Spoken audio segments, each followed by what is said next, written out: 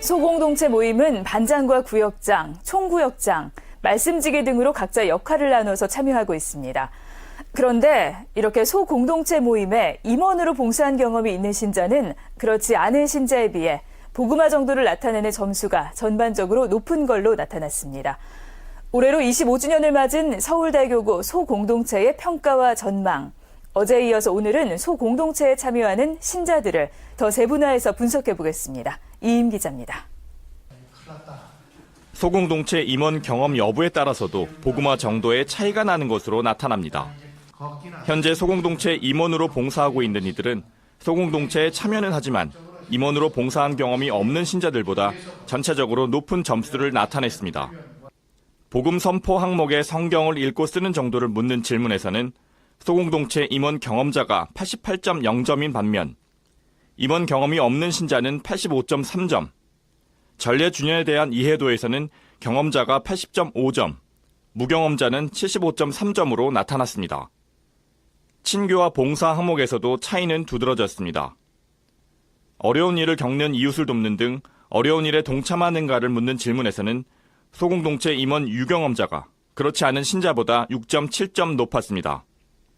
또 본당 활동에 적극적으로 참여하는가 하는 질문에도 임원 유경험자들은 82.5점인 반면 무경험자는 이보다 5.7점 낮은 점수를 보였습니다. 사목 목표에 대한 이해도를 묻는 질문에선 소공동체 임원 유경험자가 72점을 기록했고 임원 경험이 없는 이들은 4.2점 낮은 67.8점이었습니다.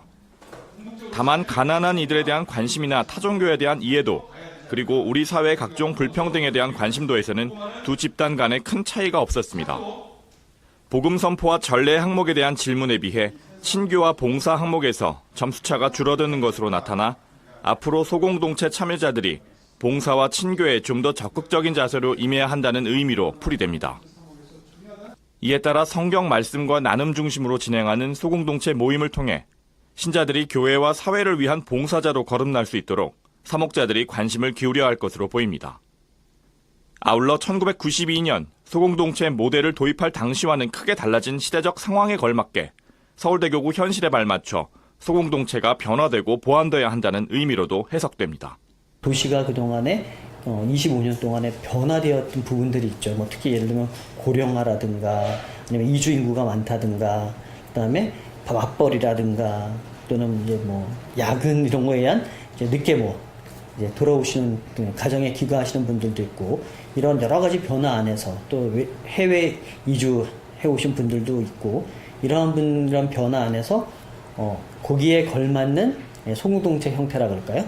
시간적으로도 장소적으로도 또 방법적으로도 이제 25년이 됐으니까 새롭게 우리의 삶의 자리에 적합한 그러한 소공동체의 어떤 방향, 그 방향에 따른 모델 이런 것들이 좀 필요하지 않을까. CPBC 이심입니다.